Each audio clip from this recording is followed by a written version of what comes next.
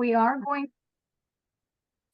going to be recording this. It's the strategies for connecting with people with dementia. I am Jolisa Byers. I'm an elder care coordinator at the Miller Elder Law Firm. And I'm Laura Monday. I am the other elder care coordinator with the Miller Elder Law Firm. So this webinar is being recorded and it will be available to all registrants. So if you can view it again later if you have any questions or you didn't quite catch what we were saying. We also have the chat box at the bottom. So just put in questions or comments as we're talking and we can have like a little discussion. So, and we'll do our best to answer the questions. And if not, we've got resources that we can refer you to. So, we were talking about how do you speak to somebody with dementia? They don't seem like they're answering me. They're not, they're not communicating. So today we thought we would just talk to everybody about how your body language, how your tone when speaking to someone with dementia is very important. And we're also going to discuss the various ways to enhance the way you speak to a person with dementia and how you can be effective in calming that person down, understanding their issues and needs, and having a better relationship. So communication is more than just talking it and listening. It's understanding and interpreting. Sometimes they can't communicate the same way they used to, and you need to have the patience with them. For example, they could start repeating what you say, and I'm going to give you an example of this. When I first noticed that my mother was having issues, and I didn't notice it. My sister had to point it out to me because she's with her all the time. When I visited, I would say, "Hi, Mom, how are you?" And my mother would say, she'd nod her head and she'd say, "How are you?" She never really answered me. She just nodded her head and said, "How are you?" So I thought, okay, she didn't want to tell me how she was feeling. But my sister said, the next time I came to visit, she said, "Listen to her. She is repeating what you say." And that's basically what she did. She repeated so that I didn't know that she wasn't understanding what I was saying. She was just repeating what I was saying. So you can't really get upset with them about that, but that's the first part or first little inkling that something is not quite right. Or my mother went to answer inappropriately. Like I would say, "Mom, do you want to put your shoes on today? Let's put your shoes on." And she'd say, "Well, I have my shoes on." Now, I know her shoes weren't on, and you could look down and see they weren't on, but she thought she had her shoes on, and I would have to talk to her. So it wasn't quite what the answer should be. It's not appropriate, like I don't have, I have my shoes on. No, you don't. You don't have anything on. So then the next thing that happens is and I'm just telling you what my mom did because everybody's different. She started speaking less.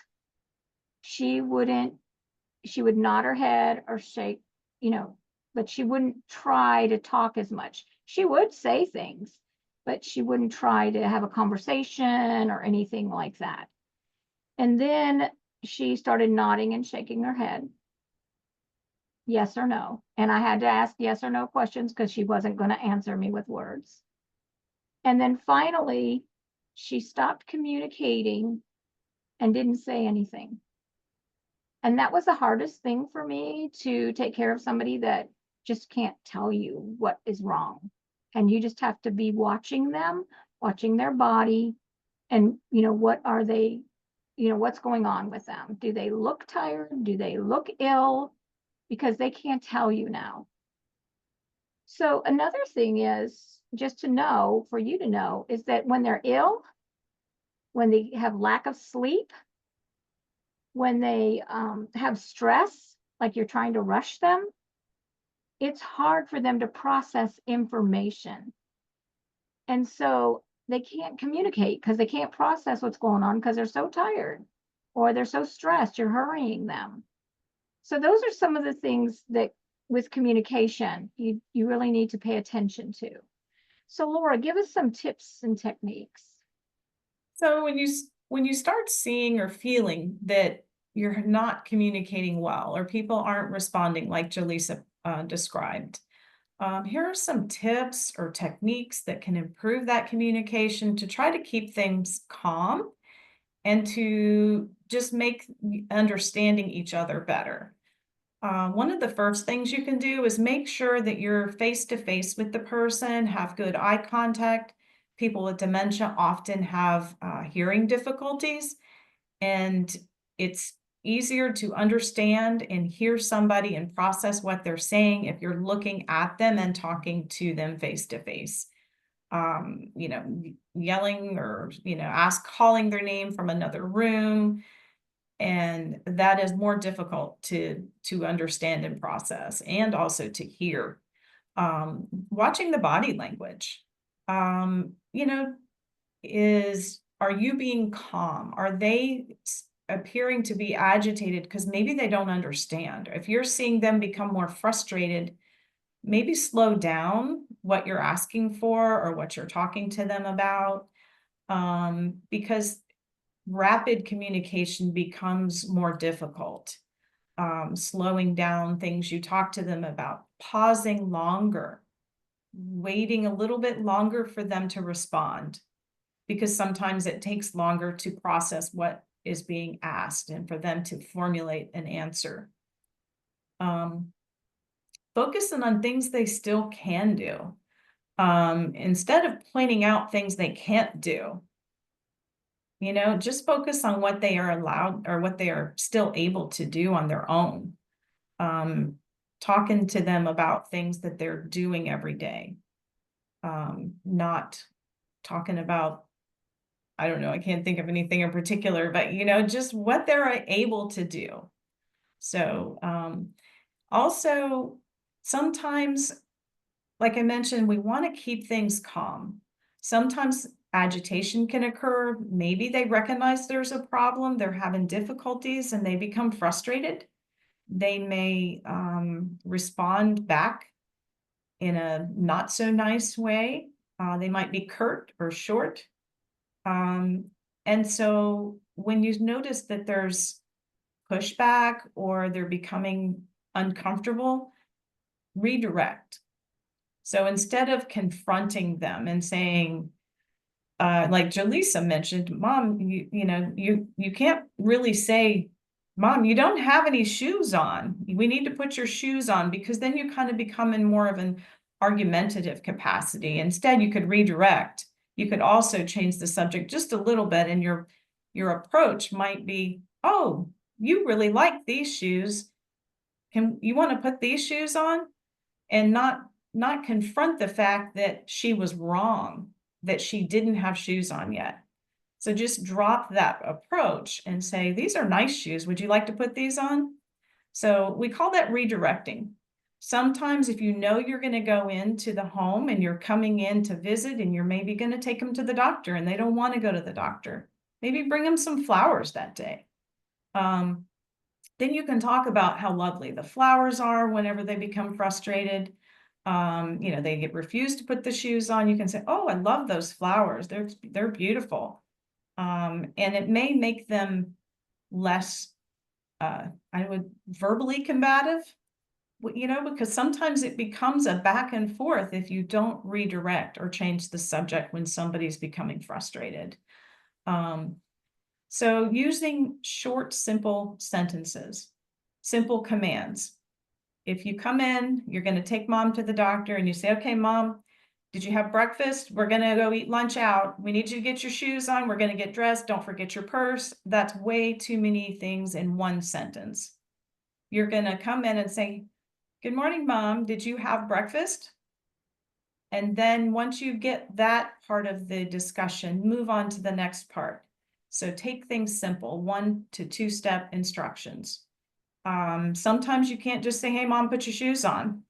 Because at some point they forget how and what process that takes. So you might have to break down the instructions and say, okay, mom, which socks are you going to wear today? And then tackle the socks first, then tackle the shoes. So too many instructions at once becomes difficult as people progress with dementia. And if somebody's telling you something wrong, sometimes it's our natural inclination to say, mom didn't work at, if dad's telling you mom worked at the county, you don't really even need to say, mom didn't work at the county, and then tell him where she worked. So we call that meeting them where they are. So if dad wants to think that mom worked at the county, you can say, oh, that's great. I bet she liked that job. Because if you correct him, he can't help it. He's probably not going to remember. And it's more of a pleasant experience between two of you if you're agreeing with each other. So, Jaleesa, can you tell us a little more, maybe some more examples of what meeting them where they are is all about? Sure. So I'm going to talk to you about therapeutic lies and when and why you should use them. This is using a response with the goal of reducing stress. You need to be compassionate, validate what they're saying, that you understand, and acknowledge how they feel. So you go along with their stories and you incorporate what you want them to do within their story. So they feel less like, or they feel more like you're on their side. So, like, my father saw a guy standing behind me in the hospital, and he said, Joe, get rid of him. And I'm like, I looked around, there was nobody there. And I said, he goes, get rid of him. I said, okay, Dad, what do you want me to do? He says, go tell him to leave. I said, okay. And I walked over there and looked at the wall and said, hey, sir, you need to leave. My dad doesn't want you here. And I turned around and said to him, did he go? He says, well, he's leaving. I said, okay. But I did that because I knew there was nobody there, but he saw something there that he saw. There was a man there. That's going to happen. They're going to have these hallucinations where they think somebody's there. And instead of saying there's nobody there, you're going to calmly do what you can. Ask them, what do you want me to do about that guy over there, or whatever they're yelling about. Like sometimes they can ask things like, when's your father coming home? And my father's been dead for a while, and you don't want to tell them, well, mom, he died back in 2002. You're not going to say that, because that makes them relive their grief. If they're asking for them, that means they don't remember. So instead of making them relive the grief, I would say something like, well, he always comes home when he's done. So we'll just wait for him, because she wonders when dad's coming home. So I just sort of told her when he gets done, he'll be home. He always comes home when he's done. She said, oh, okay. She was okay with that. There's some other things like, when can I go home? That's a big one when they're in the rehab and they're going, when can I go home? Mm-hmm. Well, you got to tell them, you can't tell them you're not going home. I'm going to tell you that, because that's going to be a fight if they want to go home. So the best thing to do is say, we need to talk to the doctor. We need to do more therapy to make sure you're safe at home. Now, that's not a lie. They do need to do more therapy to make sure they're safe. But they may not ever go home. They might never be safe at home by themselves because they haven't been able to function properly. And so we're just putting it off a little bit and working with them more on how to get them to where they need to be safe. So I always tell them those things, that we need to talk to the doctor. We need to finish therapy. Or sometimes when they're home, like I have a lady that's home and she says, I want to go home. And she's laying there in her bed in her home. And I go, well, when we get done with our vacation, what do you want to do today? Get them off that thought of, I need to go home. Because I'm not going to sit there and say, you are home, because she is home. It's obvious she's in her bedroom. So those kinds of things you're going to say, well, we're going, we're on vacation a couple more days. What do you want to do today? And then they'll start thinking about what they want to do, or what do you want to eat for lunch, or whatever. So, you can't tell them they're not in the place that they think they're in. So you have to be in their place at all times when you're talking with them, because if you're in your own world and you say you're in the real world and they're in their world, and you say something, it's going to start an argument. So another thing that happens is, who are you? And you're their daughter. And you walk in and they go, who are you? To stop that from happening, what I used to do is go in and say, hi, Mom, it's Jolisa, before I even said anything else. And if she asked me, who are you? I go, it's Jolisa, just like it was a normal conversation. Don't get upset. She asked me 3 or 4 times when she could talk, who are you? So don't get upset over that. Just, calmly say, hi, it's me, Jolisa, or whoever your name is. Now, there's another thing. They're going to believe things that they're going to say things that aren't true, which Laura did talk about. And do not argue with them. Just go along with it, because why? Why would we want to be making them frustrated and angry? We don't. And it's not really important at this stage if they're actually correct. So sometimes I say, they'll say something and I'll say, well, what can we do to fix that? That was my big thing. What can we do to fix that? And then they'll think about that. Well, I don't know. So let's think about that a little bit. And then I will change the subject and I'll see a picture or something and I'll say, do you remember when we went here? Look at this picture with Bobby or whoever. Do you remember when we went there? Do you remember what fun we had? Because if you go back in time to when they were younger, they usually remember that more than the present and the recent. And sometimes they invent stories, confabulations. Like, there was somebody here last night and beat me up. Now, you knew there was nobody there because you were there. And you'll say, well, I'm going to go check that back. They came in through the back door. Well, I'll check that back door. I'll make sure it's locked. Maybe I didn't lock it last night. I'll check to make sure. Those are the kinds of things you're going to tell them, because you're not going to say, nobody came here, Mom, I was here, or Dad, I was here all night with you. Nobody came and beat you up. But they think it happened. So just remember that you have to live in their world and have to meet them on their terms. Okay, Laura, what are some things not to say? I probably said them all. You said a couple of them, but I wanted to add a little cute story about my uncle about confabulation. One of the difficulties of having a loved one in another city or state is that sometimes you don't notice right away that they have dementia, because they have this ability to confabulate and make up things. If they don't know what happened, they have the ability sometimes to just tell you things that didn't happen because they just made up the story. And sometimes they're afraid to say, I don't remember. So my dad would call my uncle every day and he would say, hey, what'd you do? And he says, oh, I went to Publix. And my dad would say, hey, did you find any of that rotisserie chicken I told you about? You don't have to cook it. And my uncle said, they are out. They are always out.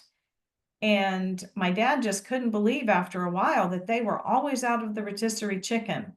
Then he got a call from one of my uncle's friends, his brother's friend, and his brother's friend said he doesn't go to Publix every day.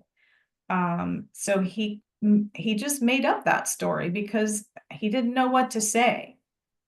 And so sometimes you don't realize that what they're telling you hasn't really been happening. So that's something to look out for too. So what are some things not to say? One of the big ones, and that I think is really difficult for a lot of people, is when your loved one is asking you the same things over and over again. So the whole process of patience, developing patience, and understanding that they forgot. They wouldn't have asked you again if they knew the answer to the question. You know, like, where are my keys? Or where is my purse? You're not going to say, Mom, I just told you your purse is over here in the chair.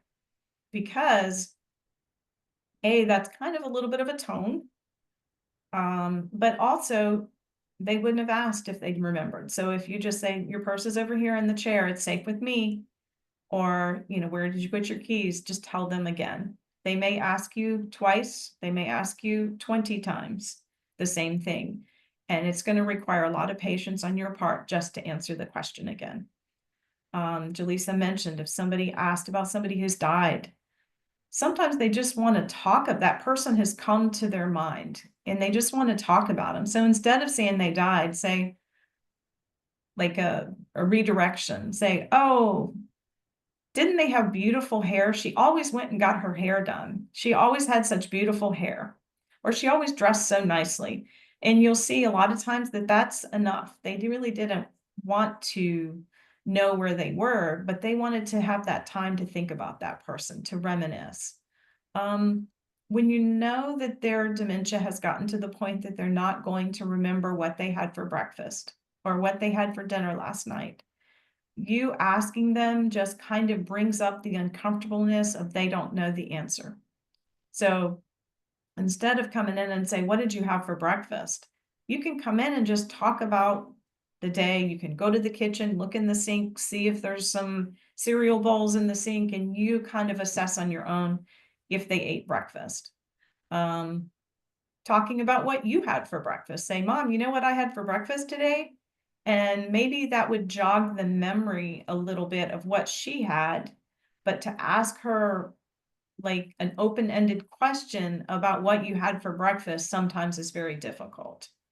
The other kind of like, hey Mom, do you remember when we went to the craft show with Grandma last year? She may not know the answer to that.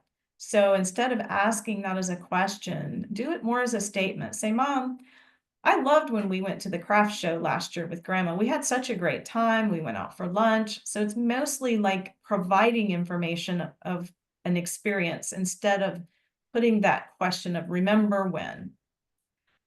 So those are just little tidbits. And it all comes from you changing the way you think and understanding that they are, you know, you already know that they're losing the ability to remember. It becomes more difficult to process and to formulate the language. So you assisting is a big factor in improving the quality of the relationship so that both of you don't become frustrated. So sometimes not just language, but there's behavioral things that change or mannerisms that change. Jaleesa, can you kind of expand on that a little bit? Sure. So in advanced dementia, as they progress, their sentences can be totally illogical, and you're trying to figure it out. Like, what are they saying? So what I normally did was pick a word, and I just said, okay, and I would repeat it, just like they did with in the beginning. Just repeat what they're saying, because to make sense to them, and you may not know what they want, but just repeat it like they did in the beginning. Cursing, inappropriate language, those kinds of things can happen. They can just get in a kick and every word is a curse word, and they never talked like that before. They're a good churchgoer, never talked like that, and all of a sudden this language is coming out of them. And it's very awkward, especially if you're in public. And it's kind of embarrassing sometimes, but know that they can't help it. It's happening. I mean, it's in their mind. They're going to say it, and it's part of the process. They also can use, I had one guy, he would tell me every day how he wanted to me. And so that's totally inappropriate. But every time I went there, that's what he would say.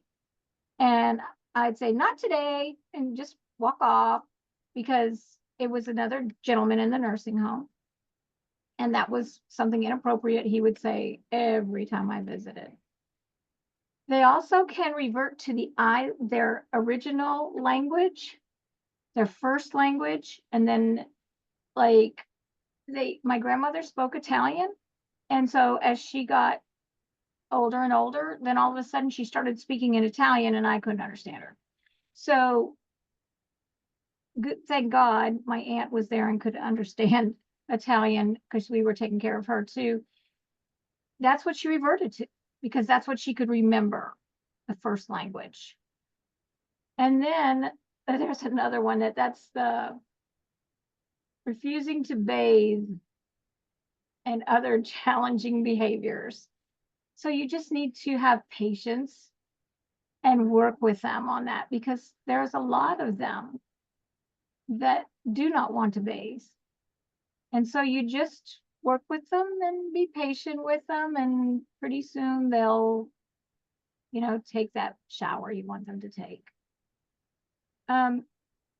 There are some places to seek help, places to learn more tips and what to expect.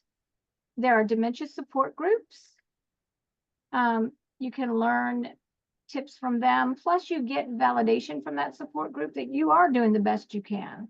But sometimes we question, did I do the right thing? Am I doing the right thing? Mm-hmm. And a support group can really help you. Ask for respite. I was lucky I had a husband that could give me some breaks, but sometimes there's no other family members, your sisters and your brothers, they just don't live near and you're the only one. You need a break. So if they can come visit for a week, that'd be lovely. And they can help you with it or take care of them so you can have a break. You can also, we have day programs here in Gainesville. They do have couple of day programs if they're able to go to them. There are sitters, there's agencies that have sitters. Sometimes you can put them, if you want to go on vacation with your husband for a month, there's facilities that will take them as respite. So they will make sure they're safe while you're gone. And sometimes just getting some time to pamper yourself, because you need to take care of yourself, because if you go down, who's going to take care of them? So you need to take care of yourself. And I'll tell you, when I was taking care of my mom, every Saturday, I had somebody come in to help with my mom, but I went off and did what I wanted to do for 4 hours. It was me for myself. And it really did help. It helped me. I could go visit friends, go to breakfast with friends, go to lunch with friends, but I had 4 hours that there was nobody needed me.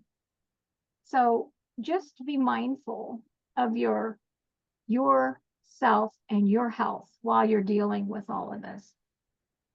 So Laura, just to let you know, holidays are coming up, aren't they, Laura? And boy, that's the time you see some things happening. So Yes. Laura's going to give us some tips. Yeah, holidays are coming. Planning activities. Maybe when your parents were younger, they were the hub of the holidays. Everybody came to their house. Maybe they gravitated to one particular place and it was a large group. Sometimes as dementia progresses, people become uncomfortable with large groups. They can't tolerate activities for as long of a time. So in the past, you may have spent the whole day there and kids are running around and they're playing and having fun. And you've got grandkids and great grands all the way up to grandpa and grandma at this holiday activity. Sometimes that's overstimulation for someone with dementia. accompanied with the hearing loss, sometimes the background noise, sometimes the noise, the talking, people just, they kind of freeze and can't really function very well. So you'll probably notice they'll talk less. Jaleesa mentioned that with like one of, I think her mom, they would talk less. They didn't know what to say, or it was just total overstimulation. So planning events that are smaller groups than maybe you used to have in the past. Also events earlier in the day. Dinner at 6 o'clock may be difficult for somebody with sundowning. Maybe have a late lunch instead of the evening dinner as you start incorporating your loved ones with dementia into the activities. Also, if you're going to go somewhere for the holidays, if somebody doesn't, they're not getting dressed or not able to follow instructions like we talked about earlier, it's going to probably take you a little bit longer to get them ready. If you call and say, hey, I'm picking you up in 30 minutes, they're probably not going to be ready or not dressed appropriately. They may need some help with that. So plan ahead, try not to rush, give yourself some time, extra time if you're going to pick somebody up and go, or if you're going to get them ready. So rushing is usually more, I guess, agitating, or it gets people frazzled. So, also kind of letting everybody else know. Sometimes when I was a kid, my mom and dad would tell me, grandpa, whatever, he's gonna ask you the same question over and over again. Don't get angry at him for asking you, and don't say you already asked me that 5 times, grandpa. So explaining to other people, even adults who haven't seen someone in a year, you may have to prepare them ahead of time for what they're going to see. The person that they have seen every year might look a lot different and may act a lot different. So just having people prepared for the changes ahead of time so that they're not taken off guard. So also, if you're doing gift exchange, things that people used to buy as gifts in the past may no longer be safe or useful. For example, they may want some nice warm socks. Some people, they get older, they get cold. Just having some nice, comfortable socks might be a great gift. If somebody used to read novels, they may not be able to read novels anymore. So maybe a little word search or some other small activity that they could do, an adult coloring book. So just, if you do some sort of gift exchange, you might let them know that what they typically bought for somebody may no longer be useful. So Jaleesa, what are some other things you can think of? Well, especially those that don't like to take baths. How about some lotions or nice showering supplies? Encourage bathing with it. So that's a good gift. Great idea. Yeah. And then maybe audiobooks, music, things that they can listen to because they are not reading anymore. It kind of gives them a little bit of just besides the TV, because a lot of them just sit in front of TV. Something you mentioned music, something that I noticed when I visited facilities in the past, even if somebody couldn't have a really well put together conversation with you, if you saw them in the common area where they were singing songs and hymns and they could remember every word of a song. So it's like music and songs are deep, they're ingrained. And so there's some sort of a magic to music with people with Alzheimer's and other types of dementia. Yeah, there is. And also I noticed at Christmas time, especially at one of the assisted livings I went to, they would have a dance. And they would have the Christmas music on, and then they would have dancing. And some of these ladies are really good at dancing, I'm telling you, and they like to get up and do some, even in their walkers, they were dancing. So that music is a big, big thing for them. Mhm. Also, you were talking about is there a calendar or something? I know we give out calendars, but Yeah, there's something called a dementia clock that we find useful. A dementia clock is an electronic clock.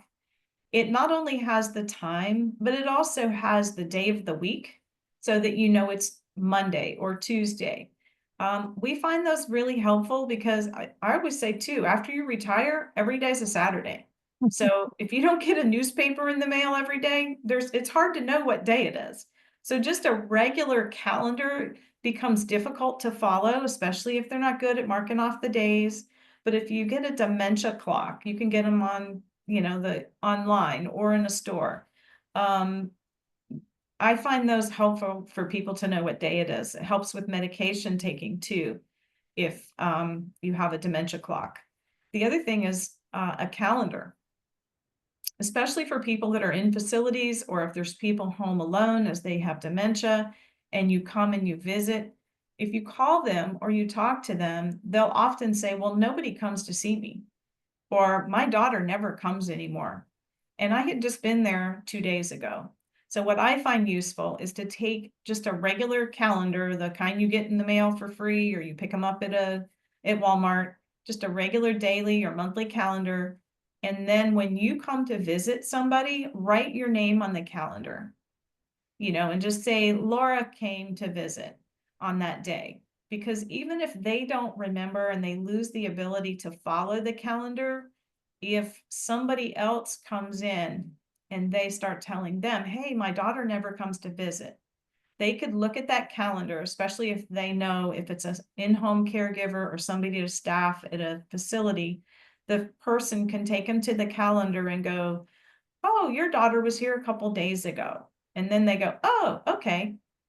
So it's a way for somebody to reassure that, it looks like your daughter comes every Sunday to visit you. I bet she'll be here next Sunday. So it kind of is a way for somebody else to support their feeling of loneliness, or because they can't remember. They just cannot remember what happened. So for them, their reality is that Laura hasn't been to see me. So, and I also think the biggest thing when we're talking about visiting, the biggest present you can give your um loved one is your time. Spend time talking, reading, playing games, listening to music, sometimes just singing a song to them. I mean, one day I was singing Country Roads and it made this lady so happy that I was singing John Denver, and she just kept saying West Virginia, West Virginia. So I knew that's where she was from. But just to visit them and just take time with them is really important. And remember, when you plan to spend time with your loved one and somebody else is the caregiver, that time that you're there, schedule it with them so that they can have a break, because the caregivers need breaks. And you're just going to be sitting with them for, a couple hours. That caregiver can do something else for a couple hours. Just to let you know. Do we have any questions about all the information we gave you? There was a lot of information there. Does anybody have any questions?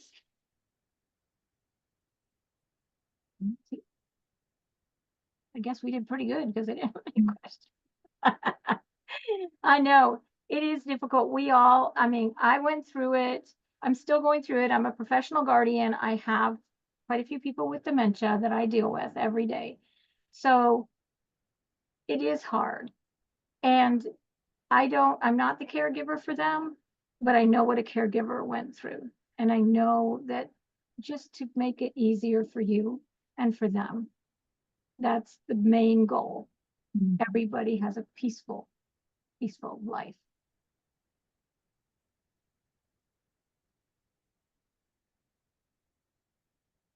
I guess there's no questions today.